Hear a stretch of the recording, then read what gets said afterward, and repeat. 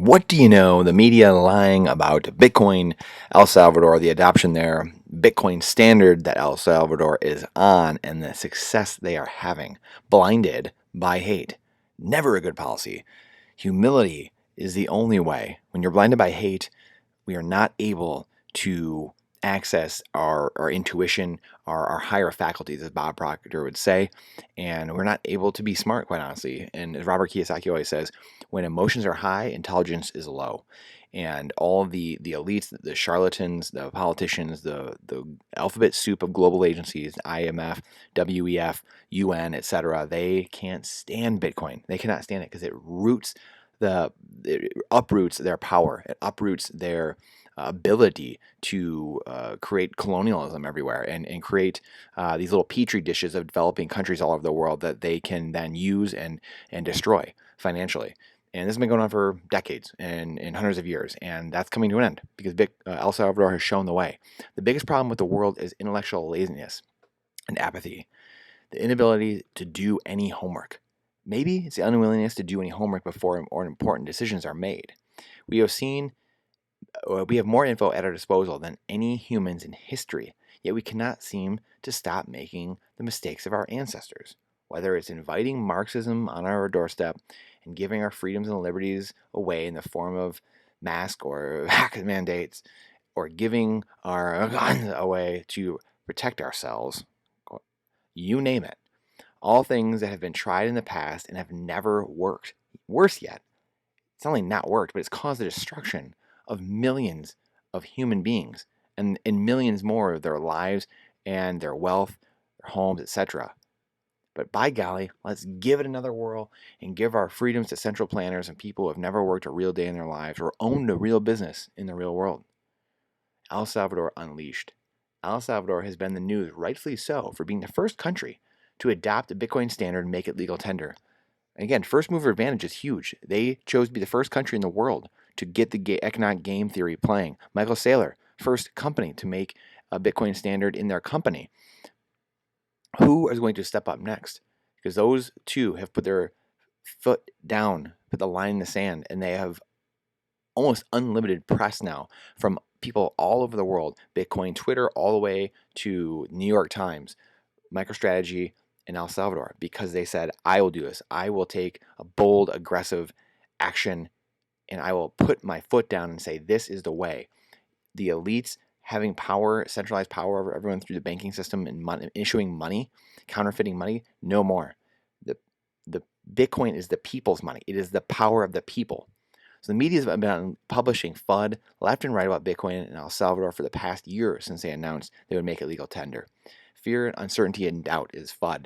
And here is a list, just a quick Google search of El Salvador and Bitcoin. And here you go. What the crypto collapse means for El Salvador's economy. A Bitcoin city in El Salvador inspired by the ancient Greeks. That's an okay one. The crypto company aiding El Salvador's adoption. Okay. Bitcoin experiment is failing badly in 1 year. Central America hoped Bitcoin would attract tourists. It hasn't.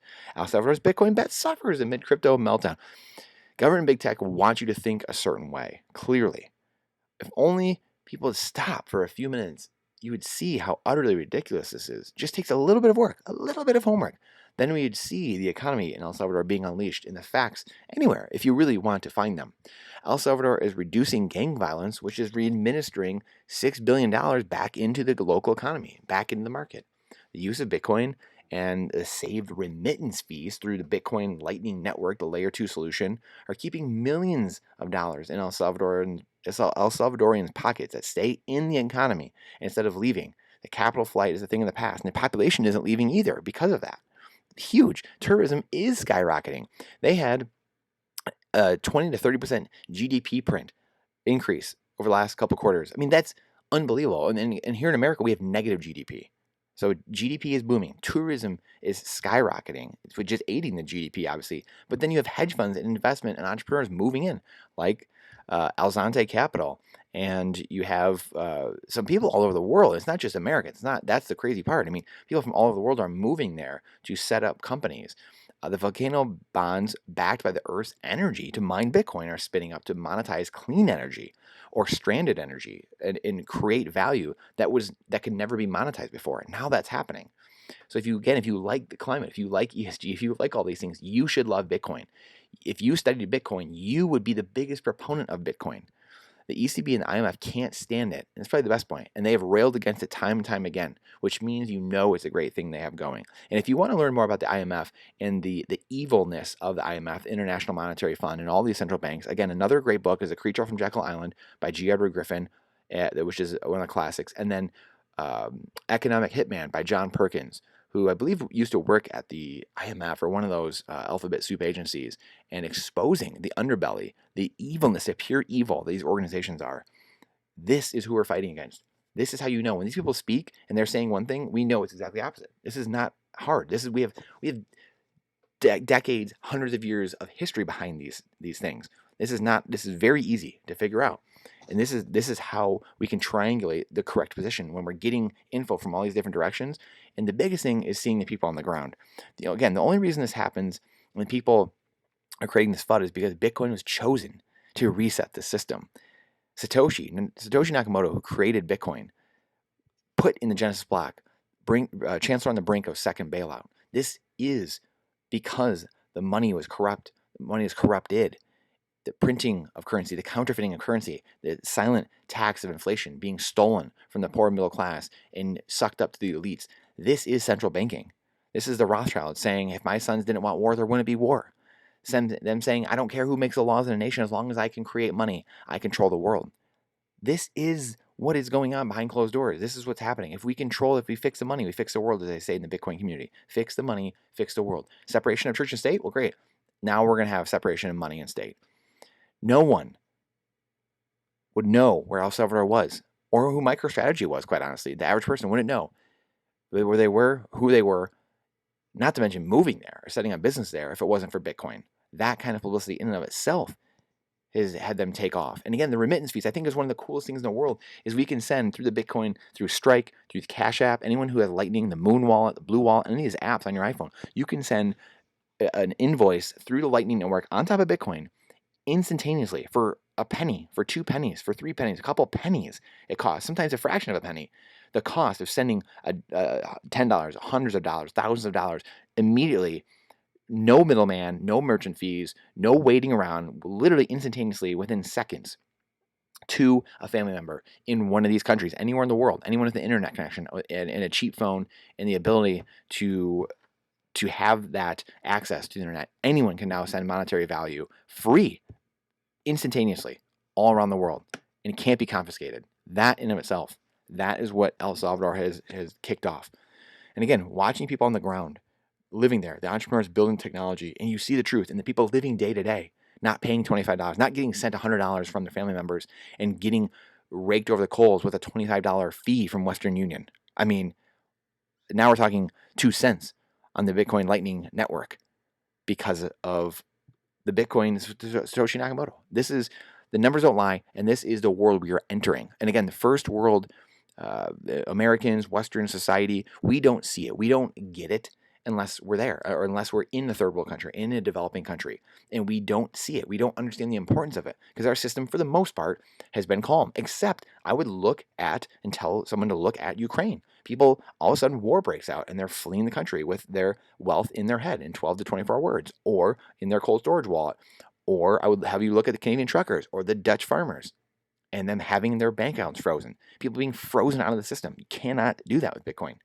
You cannot do that. The Chinese tried to take off the exchanges, tried to take out the miners there, and they're right back there. They're still there.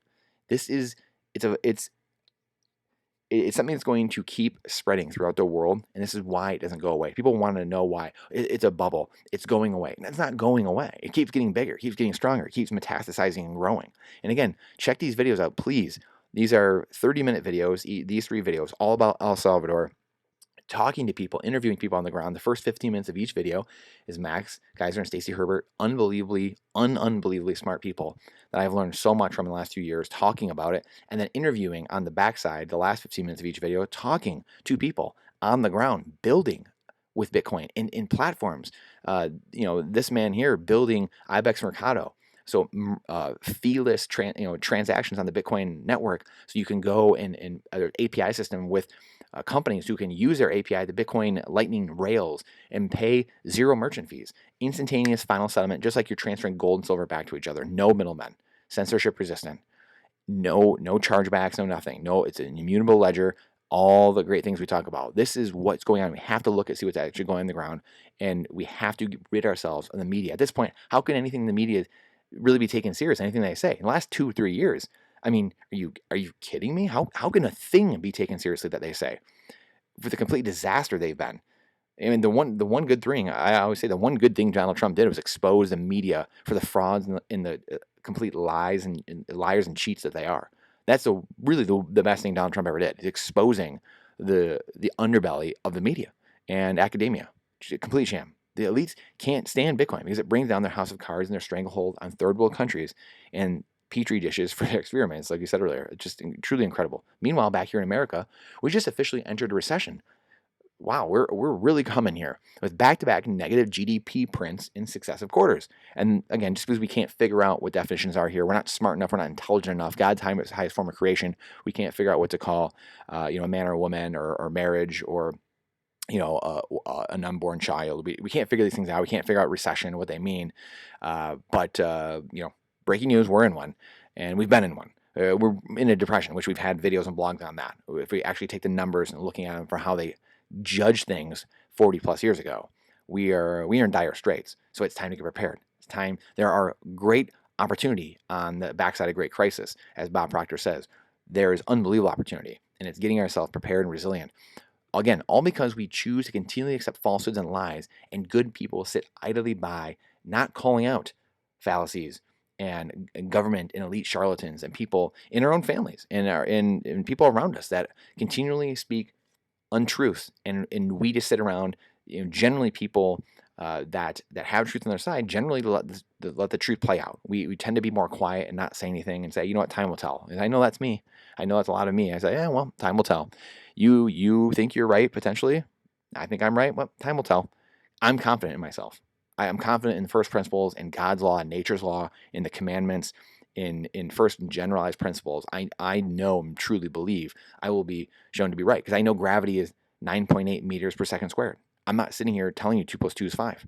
I don't operate on those things. I'm human. I make mistakes, but I generally 99.9% of the time trying to operate with a certain set of principles that never waver. I'm not trying to redefine definitions of things. You're going to get caught, and you're going to end up having a bad day if you continually try to say the ruler, a foot is on a ruler is really 13 inches. No, it's 12.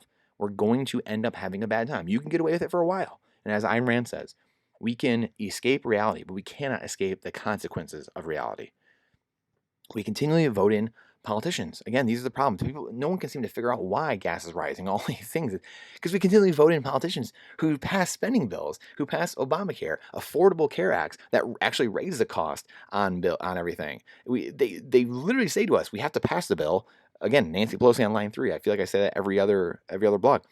They say to us, we have to pass the bill first before we can find out what's in it. I mean, the fact that they are insulting our intelligence that much, it's beyond the pale. Literal insanity. Doing the same exact thing, voting in the same people, same parties over and over again, expecting a different result. And again, here's Bloomberg telling us, don't worry, we're not in a recession. The odds of us falling into recession are they've cut in half. Well, great, Bloomberg. You're a week late because we already are in a recession. So again, gaslighting, them changing definitions, changing the language we speak. This is part of the plan.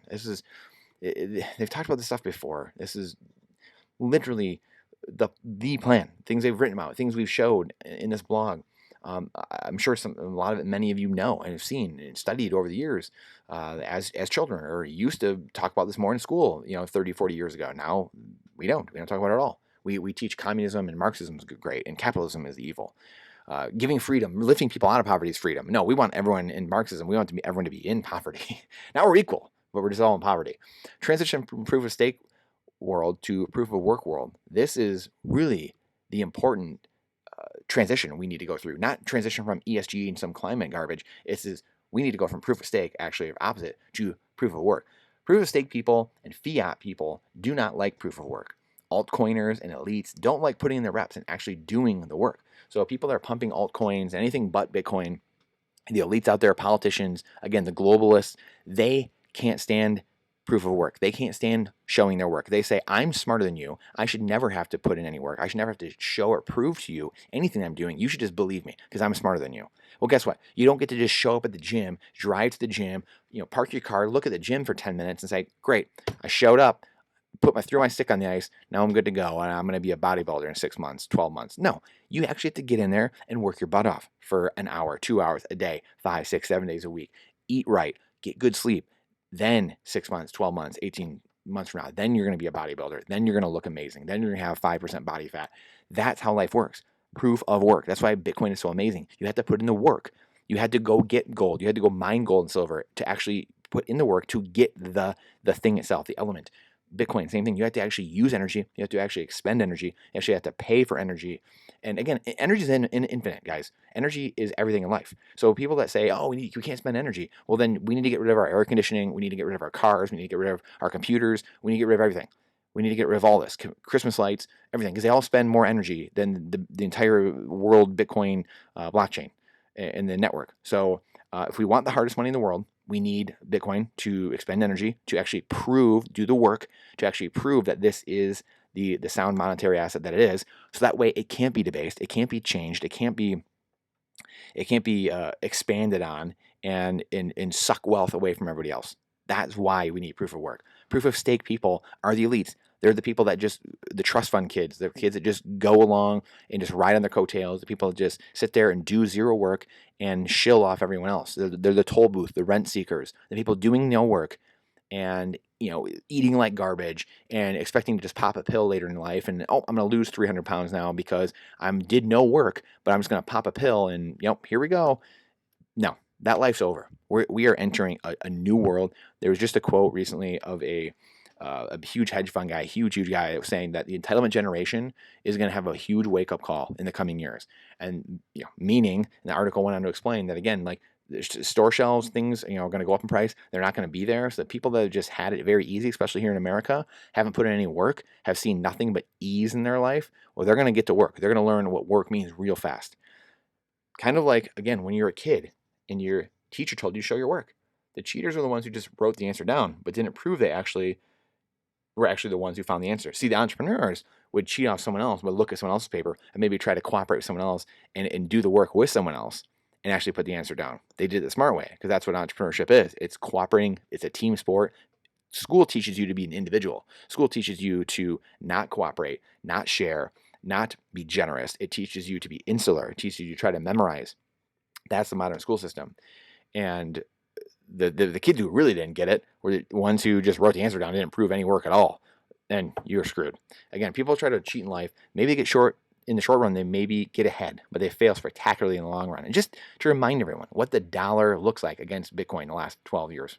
So them printing currency and the dollar and Bitcoin rising like it has from 1 cent all the way to $23,000 currently today. That's what it looks like. So if you're holding dollars instead of Bitcoin, that's what happens. Your dollar looks like this, the purchasing power, instead of holding Bitcoin in the last 12 years. This will again happen in the next 5, 10 years, and then again the next 10 years after that. So what kind of choice are we going to make going forward? Holding the soundest money humans have ever come up with in their life, or are we going to hold a depreciating asset, the dollar, and that just getting inflated away by the schmucks, the elites? The choice is yours. Bitcoin is a cockroach exterminator. Bitcoin brings about actual work and eradicates those that have sucked off society, the toll booth crowd. Bitcoin is monetary energy and work. The elites, scammers, shillers, altcoiners, all are going to have to learn how to work, again, after centuries of living off people. Going to be hard lessons to learn, but learn they will nonetheless. Nothing good in life comes for free. Everything comes for a price. Those seeking short-term gains, again, may look like they're going fast, but in the end, as I like to say, time will tell. Good luck, because they're not going to make it. Stay strong, Brandon. Again, a lot of passion in these last couple. I appreciate you guys, listening in, reading these. We're at war, and there's no other way to say it. And we must stand tall. We must stand firm. Evil only exists when good men and women stand idly by, silent. Please stand. If you like these, please like and subscribe to them. Please share them with anyone you think might get something out of it. Again, we have all kinds of videos and explainers about Bitcoin, how to use it, cold storage, food storage, inflation, you name it. All kinds of videos on our blog here. Go back and check those out. Please share them with anyone you like. If you don't like it, please say that as well. Please comment, dislike. Let us know what we can do better and get better at. And what else do you like to see? Again, we really appreciate you spending your time with us. Time is the most important asset we have. We thank you so much. We look forward to seeing you on the next one. We have our portfolio video for the month as well. Some big updates coming in our portfolio as well, and especially going forward. So stay tuned. Super excited because times are going to get rough, and I love it. Are we, as Patrick Bet David says, I might screw this up, but are we peacetime generals or are we wartime heroes? Something like that. Are wartime generals or are we peacetime leaders? What are we? Are we, as Thomas Paine says, are we sunshine patriots or are we winter soldiers? What kind of person are we going to be? I think God put us here, I believe, to be winter soldiers, to muck it out in the corners. As my coach at Michigan State hockey said, we gotta love the battle. At the end of the day, that's what's going to happen. We're going to love the battle. The intelligent generation, as that hedge fund manager said, is going to be in for a wake-up call. Work's going to need to be done, and people are going to get real acquainted with work going forward. And that's going to be all of us. So it's going to be fun. It's going to be an opportunity, amazing opportunity in the backside for those that are prepared. I look forward to doing it together. We'll see you on the next one.